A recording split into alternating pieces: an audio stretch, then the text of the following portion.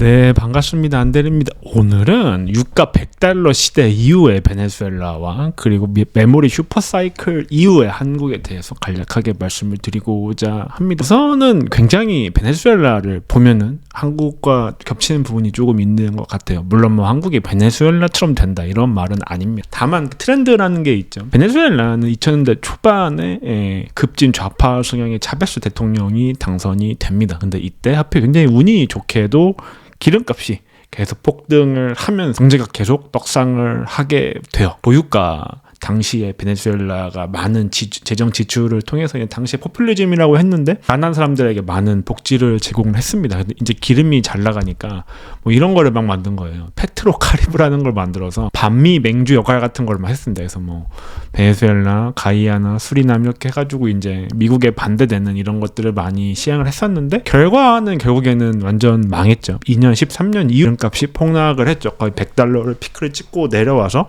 계속해서 하락을 하게 됩니다. 그래서 경제 성장률 폭망, 물가 폭등, 그야말로 이제 무간 지옥이 됐죠. 그래서 한국을 지금 보면은 25년도에 현재 한국은 메모리 슈퍼 사이클 순항 중입니다. 거의 디램 가격이 저점 대비 뭐 5배까지 폭등을 했고요. 이제 이거를 주로 주도하는 주체들은 빅테크들인 거죠. 사실 빅테크의 캐펙스에서 디램은 엄청 중요한 부분은 아닙니다. 그렇기 때문에 이들 입장에서는 가격보다는 물량을 가져오는 게 되게 중요하고요. 그러니까 이들이 이제 가오더를 막 넣는 거죠. 그래서 물량을 막 쓸어가게 됩니다. 그래서 뭐 HBM이나 디램 값이 다 떡상을 했는데 보면은 이제 구글의 경우에도 수요가 하자 이제 SK 하이닉스 얘네가 원래 삼성하고 거래를 했다고 해요. 근데 SK 하이닉스와 마이크론에도 이제 HBM이 혹시 가능한지 그거를 물어봤는데 너무 공급이 타이트하니까 불가능하다고 답변을 했다고 합니다. 그래가지고 이제 이 구매 담당 임원을 보고를 했다고 해요. 굉장히 이제 메모리 사이클이 굉장히 좋을 때 일어나는 현상인 거고요. 거의 막 5배가 올라갔죠. 그리고 뭐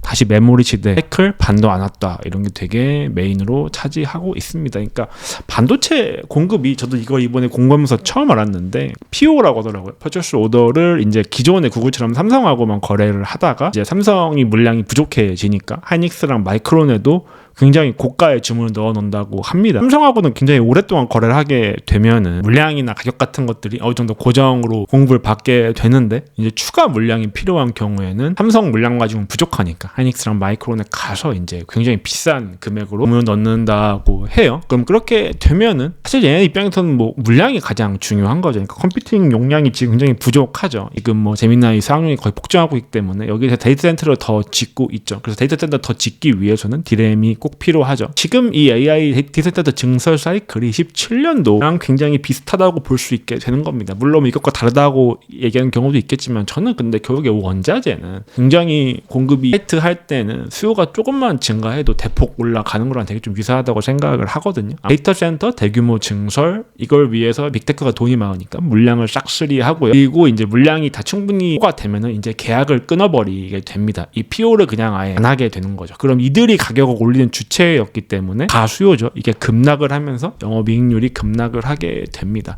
실제 메모리 슈퍼사이클 최정점에서 삼성전자 영업이익률이 거의 57%를 찍었었거든요. 근데 그게 7%까지 폭락을 합니다. 7년의 경우에는 그렇게 되는 거예요. 그러니까 17년 메모리 슈퍼사이클 때 삼성전자 가장 높은 영업이익률이 57%까지 올랐었고 18년 침체 때부터는 이제 21% 그러니까 17%까지 하락을 했고요. 이때 주가를 보면은 빅테크들은 주가가 큰 변동이 없었어요. 오히려 18년에 금리 인상할 때 그때 잠깐 빠지긴 했는데 반도체랑 거의 관련이 없이 움직였습니다. 반면에 거의 3전 주가는 마이너스 30에서 40 정도 하락을 했었고 하이닉스는 더 큰 폭으로 주가가 하락을 했죠. 그래서 이때 이제 한국 정부가 17년에 경기 호황을 맞고 18년에 주춤을 하면서 19년도에 이제 경기가 다시 둔화가 되니까 이때 금리 인하를 시작을 했었죠. 만약에 역사가 반복이 된다고 한번 가정을 해보죠. 이렇게 된다는 게 아닙니다. 가정을 해보는 거죠. 25년의 메모리 슈퍼 사이클이라고 볼 수 있다는 겁니다. 그러니까 왜냐하면 코스피가 전 세계에서 가장 높은 수익률을 거뒀어요. 삼성전자랑 하이닉스가 어마어마하게 올랐죠. 하이닉스가 거의 뭐 2배 이상 올랐고 삼성전자도 거의 100% 이상 올랐습니다. 근데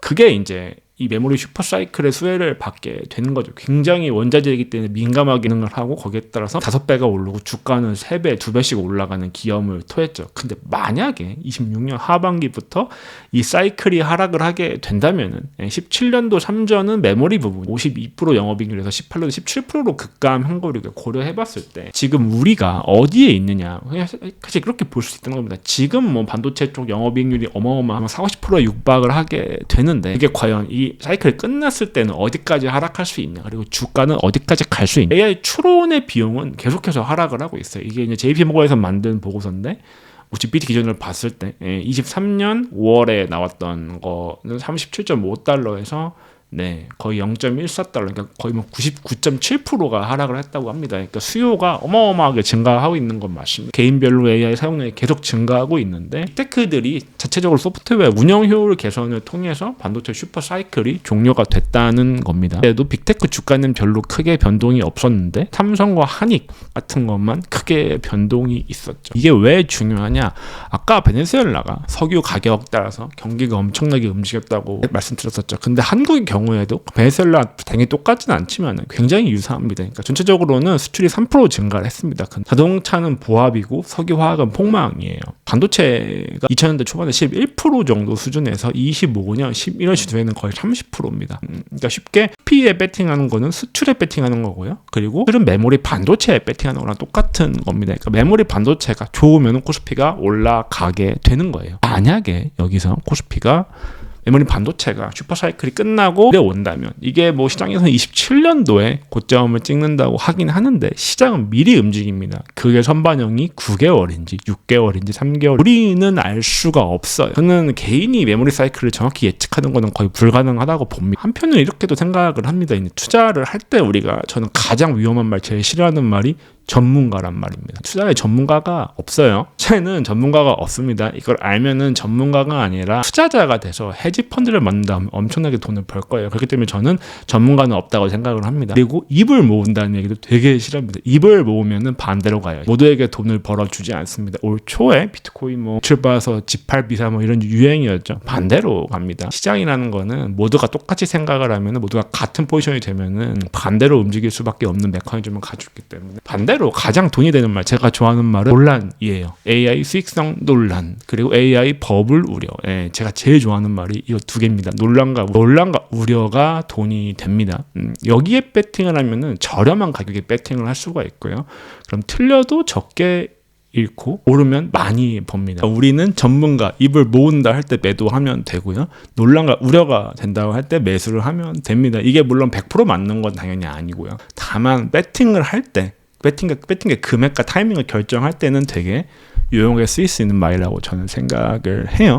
결론을 말씀드리자면 지금 코스피 배팅? 솔직히 잘 모르겠습니다. 상방은 뭐 5천까지 저는 충분히 갈 수 있다고 생각은 해요. 지금 한 4,100 정도인가. 때문에 뭐 상방도 갈 수는 있는데 반대로 하방이 열려 있다는 겁니다. 삼전이나 한익이 30%, 40% 빠졌을 때 과연 코스피가 어디까지 갈 수 있을 것인가. 그러니까 그리고 손익비가 1대3, 1대5 정도가 돼야지 저는 배팅할 가치가 있다고 생각을 하거든요. 근데 제가 볼 때 코스피에 지금 배팅하는 건 손익비가 1대1 정도라고 생각을 해요. 반반이기 때문에 저는 좋은 투자는 아니라고 생각을 합니다. 특히 코스피의 경우에는 사이클 산업이죠. 메모리 반도체는 사이클 산업입니다. 원자재죠. 그러니까 원자재 트레이딩을 하겠다는 거예요. 고점과 바닥을 예측하기 쉬울까? 저는 그렇지 않다는 겁니다. 저는 이런 원자재에는 저는 웬만하면 배팅하지 않습니다. 너무 어려워. 어쩌면 내가 팔 수도 없고 살 수도 없습니다. 그렇기 때문에 저는 한국의 주식은 보유가 아니라 저점 매수, 고점 매도를 잘 하시는 분에게 되게 적절하다고 생각을 합니다. 한국의 주식은 이런 뭐 전업 투자자나 전업 트레이더가 하기에 적절한 시장인 거지. 뭐 저같이 이렇게 그냥 부업으로 투자하는 사람에게는 저는 좋은 시장은 아니라고 생각을 해요. 개인의 입장에서는 하방은 제한적이고 상방은 열려있는 빅테크에 배팅하는 것이 훨씬 낫다고 생각을 해요. 물론 AI가 되게 맞아서 메모리 반도체가 되게 좋아질 수가 있겠죠. 그런 경우에는 뭐 삼전이 2배, 3배, 그러니까 올해처럼 삼전이 더 많이 오르고 그럴 수도 있겠죠. 근데 반대로 매급이 틀렸을 때 하락폭은 크지 않을 겁니다. 이미 이익이 받치고 있기 때문에. 다만 반도체를 틀리게 되면 거의 반토막이 날 거예요. 시드가. 저는 그런 위험은 감수하고 싶지가 않습니다. 그렇기 때문에 저는 미국의 빅테크에 베팅하는 게 더 안전하고 확실한 방법이라고 생각을 합니다. 만약에 내년에 반도체가 꺾이게 되면 16년 한국의 성장률은 0.5%에 수렴을 하게 될 겁니다. 그럼 되게 정치적으로 재밌는 게 나오죠. 유가 100달러 때 베네수엘라가 안 망했습니다. 되게 잘 나갔어요. 오히려 그때 차베스의 베네수엘라는 나쁜 국가가 아니었죠. 근데 지금 메모리 슈퍼사이클 25년도 지금 한국이 누리고 있는 게 메모리 슈퍼사이클입니다. 수출은 다 박살났는데 메모리가 혼자 30% 40% 증가를 하면서 수출을 견인을 하고 있습니다. 과연 이 메모리 슈퍼사이클이 끝났을 때 한국의 경제와 잼카는 어떻게 될까? 저는 진짜 궁금하긴 합니다. 이 데자뷰가 어떻게 될까? 저는 굉장히 궁금하긴 해요. 근데 여기서 결국 개인 어떻게 할까가 중요하게 되는 거죠. 한국이 잘 되면은 여러분의 뭐 취업이나 뭐 경제 활동이나 사업이나 다 나쁘지 않게 굴러갈 거기 때문에 우린 나쁠 게 없습니다. 반대로 한국이 망했을 이 메모리 슈퍼 사이클이 끝났을 때 우린 대비를 해야 된다고 생각을 하거든요. 그러니까 어떻게 해지할까 고민을 해봐야 되는데 저는 이 첫 장에서 말씀드렸다시피 전문가들이 입을 모으고 있는 상황이에요. 그럼 저는 매도에 좀 더 손이 가는 상황이기는 합니다. 그러니까 저는 내년 1분기 이후에 한 2분기, 3분기 정도에는 매도를 하는 게 맞지 않나라고 생각을 하고요. 물론 뭐 숏은 제가 치지 않습니다. 저는 원화 자산과 원화에는 직접적으로 숏을 치는 건 되게 싫어합니다. 그냥 달러를 사는 게 싫다고 생각을 하기 때문에 어떻게 해지할까? 이거를 대해서 우리가 고민을 많이 해야 됩니다. 결국에는 삶 자체는 포트폴리오 관리라고 저는 생각을 하거든요. 잘 나갈 때 해지를 하고 못 나갈 때는 과감하고 욕심부리게 매수를 하는 게 좋은 거라고 생각을 하는데 내년에 슈퍼사이클이 끝났을 때 한국의 하방이 과연 어디까지 갈고 그게 잼카한테 어떤 영향을 미칠지 되게 궁금하긴 하네요. 네, 이상입니다.